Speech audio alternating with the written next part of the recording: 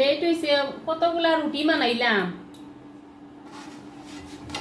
রুটি বানাইছি, যত রুটি বানাইছি বানাইতে সময় লাগে না নি, প্রায় 1 ঘন্টার মতন লাগছে, সময় লাগছে। রুটি বানানি শেষ করে নিছি, এখন রয়েছে দুধটা জাল হয়ে গেছে, দুধটা হয়ে যাক, ঠান্ডা হয়ে যাক। দুধটা ঠান্ডা হওয়ার পরে দিলেই হুনে।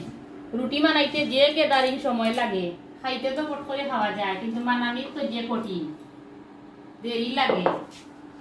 দিলেই রাম রাখো, যা ফড়াত বউ কি যাও, আমি দিলাম। দুধ ঠান্ডা হোক, দুধ ঠান্ডা হয়ে যাক, মনে রাখো। রুটি বানানি যে সময় লাগে, যে সময় যায়।